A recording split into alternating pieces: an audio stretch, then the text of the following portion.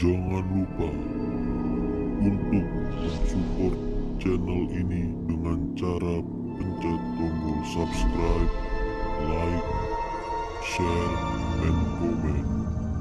Terima kasih. Halo, kenalin gue Kansa. Kali ini gue akan berbagi cerita kepada lo semua pengalaman atau experience keluarga gue yang mungkin agak sedikit menyeramkan, atau yang kali ini gue akan cerita sebuah kisah atau pengalaman gue dan keluarga gue yang sedikit horor. Langsung aja karena ini podcast pertama, semoga kalian suka. Jadi di akhir tahun 2013 atau menuju 2014 saat itu, keluarga gue harus pindah dari kota Bekasi menuju provinsi Sumatera Barat. Jadi saat itu bokap gue harus dipindahkan kerja, dan notabene seluruh keluarga gue juga ikut pindah bersama bokap gue. Nah, gue tinggal di salah satu kabupaten yang ada di provinsi Sumatera Barat. Dan karena bokap gue gak punya rumah di sana atau rumah pribadi, dan juga karena konsekuensi kerjaan ayah gue itu dapat rumah dinas. Akhirnya gue dan keluarga gue harus tinggal di sebuah rumah dinas yang disediain sama perusahaan bokap gue. Tahun demi tahun atau bulan lah ya, awalnya bulan demi bulan semua terasa biasa aja. Walaupun sebenarnya ternyata bokap gue udah pernah punya cerita horor sebelumnya berada di rumah itu sebelum gue datang ke Sumatera Barat. Jadi nih, sebelum kita pindah, bokap gue udah lebih dulu pindah ke Sumatera Barat untuk ngurusin segala administrasi sekolah dan lain-lain. So, bokap gue udah tinggal duluan di rumah itu.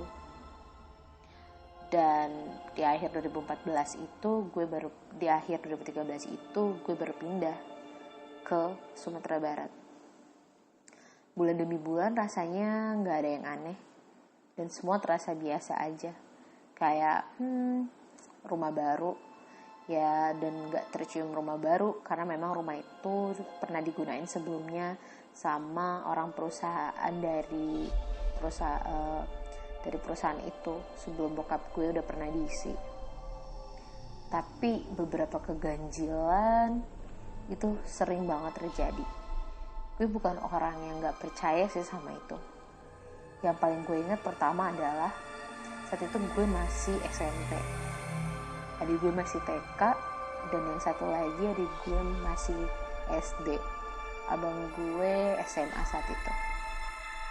Gue tidur, jadi di kamar itu ada 2 kamar yang saling berdampingan. Gue tidur bareng sekeluarga berenam di kamar paling depan, yang notabene langsung berhadapan dengan jalan. Dan asal kalian tahu, di depan rumah gue itu ada warung yang selalu 24 jam itu hampir on dan selalu nyala. Setiap pukul 9 sampai jam 3 atau jam 4 pagi selalu on deh, nyanyiin dangdut atau mereka cuma ngobrol-ngobrol biasa. Ya namanya istilahnya kedai kopi lah, tapi nggak juga jualan kopi. Dia juga ada warung dan lain-lain. Pokoknya rame, jadi nggak ada tuh hal-hal yang menakutkan. Tapi di belakang rumah gue itu memang itu adalah ladang jagung, benar-benar ladang, dan kayak ada rumah tua, dan gue lupa apakah rumah tua itu ada orangnya apa enggak. Perasaan gue sih enggak. Dan karena gue nggak pernah lihat sumur, jadi di dalam rumah gue itu juga ada sumur. Mungkin entah sumur bor atau sumur tanah, gue nggak ngerti. Tapi kayaknya memang di daerah sana itu setiap rumah punya sumur. Maksudnya sumurnya itu emang bener-bener kelihatan bulat dan nampak gitu. Kalau biasanya kalau di rumah-rumah yang lain kan kita memang sumurnya itu di bawah dan gak kelihatan. Kali ini rumah ini tuh punya sumur yang gede banget, cukup gede gitu ya. Itu tuh nongol gitu dan gampang banget kelihatan di belakang halaman rumah gue yang ditutupin pakai seng-seng gitu untuk memberi batas antara rumah sebelah, yang sebelah kanan dan sebelah kiri. Jadi pertama kali kejadian itu adalah gue dan adik-adik gue, semua bokap nyokap gue itu tidur di satu kamar yang sama. Dan tepat di jendela itu memang cukup rendah dan ngebayang gitu loh. Jadi kalau ada orang di luar atau berdiri itu kelihatan. Jadi posisi kamar gue itu kan paling depan dan langsung menghadap jalan atau langsung ke arah tempat mobil, parkir mobil gitu. Dan rumah itu nggak ada pagar gitu kan.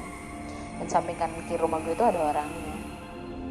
Nah, abis itu malam sekitar jam 10-an itu nyokap gue, atau jam 11 malam nyokap gue itu ngeliat itu ada anak kecil di depan kaca jendela gue.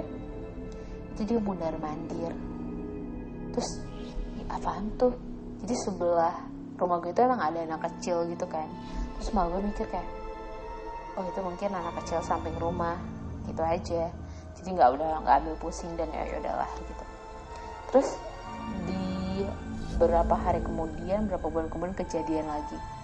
Itu ada gue masih TK dan waktu itu hari Jumat. Jadi kalau anak TK hari Jumat itu pulang lebih awal kan gitu dibandingkan anak SD, SMP dan SMA. Jadi nyokap gue udah jemput adik gue duluan. Jadi waktu itu adik gue lagi nonton kalau nggak salah. Terus dia ngerasa tiba-tiba ada yang niup leher dia. Ih, kata dia gitu kan, kayak sampai benar-benar dia kaget. Ih mah, ada yang niup dedek dari di leher dedek. Palingan perasaan aja. Oke, itu juga kayak oh ya udahlah ya gitu. Terus di hari yang lain, di beberapa bulan kemudian juga gitu, nyokap gue saat itu masih pakai BlackBerry. Dan HP adik gue yang SD itu ada Nokia, gue lupa tipe apa. Jadi saat itu nyokap gue lagi duduk depan TV dan HP Nokia adik gue itu ada di atas meja setrika. Tiba-tiba HP Nokia adik gue ini nelfon ke BlackBerry nyokap gue. Kaget dong nyokap gue, kok bisa? Gak dia apa-apain nih handphone dan nelfon sendiri gitu. Ya udah mungkin salah jaringan atau apa. Jadi kayak ya udah gue mau ambil saat itu nyokap gue kayak mikir ya udah positifnya aja lah. Maksudnya yang masuk logika aja gitu, cari aman. Oke. Terus waktu itu juga ini kejadian abang gue atau kakak gue ya. Gue manggil kakak sih. Kakak gue ini lagi mandi atau lagi pakai baju atau habis mandi gitu. Tiba-tiba jadi dalam rumah gue itu ada 2 kamar mandi. Yang satu kamar mandi deket dapur, yang satu lagi kamar mandi di kamar nomor 2 yang gak dipakai dan lampunya mati gitu. Karena bokap gue itu malas banget masang lampu waktu itu. Jadi kayaknya abang gue mau sekolah dan dia kan emang suka banget telat. Jadi yang lain udah pada berangkat sih, tinggal dia di rumah doang dan dia kan terlambat dia mandi. Tiba-tiba tuh katanya pintu kamar mandi yang di tengah itu ngegubrak sendiri, dar. Pokoknya kayak gede banget suaranya. Terus abang gue sontak kaget dan akhirnya dia lari keluar sambil manggil-manggil nyokap gue yang lagi ke warung depan. Ya karena gue mikir abang gue penakut, ya udahlah itu paling angin. Tapi kalau dipikir-pikir ya, itu tuh di ruang tengah gitu loh, kamarnya tuh di dalam dan gak mungkin ada angin yang dengan gampangnya masuk ke dalam kamar itu gitu untuk nutup kamar mandi. Tapi ya udahlah, paling abang gue salah denger atau itu sebenarnya denger dari rumah lain gitu. Udah dong, kayak everything is okay, month by month, bulan demi bulan itu kayak terasa oke aja. Sampai tiba saatnya waktu itu gue lagi haid, gue lagi menstruasi saat itu. Jadi gue saat tidur gue minjem selimut adik gue nomor yang di bawah gue yang pertama. Gue pinjem selimutnya, ternyata bocor dan kena di selimut adik gue. Dan gue tahu adik gue ini mengambekan banget dan cengengan banget. maksudnya kayak kemudian apa sih, pokoknya dia tuh emosionalan banget gitu loh, kayak anak-anak gampang ngambek. Itu SD ya di gue yang nomor 1 itu. Karena gue tahu dia kayak gitu, gue bilang bilang ke nyokap gue, mah cuciin dong mah selimut, soalnya kemarin kena mens gara-gara inilah gitu gitulah. Ya udah dong, udah dicuci dan ternyata nodanya itu nggak hilang.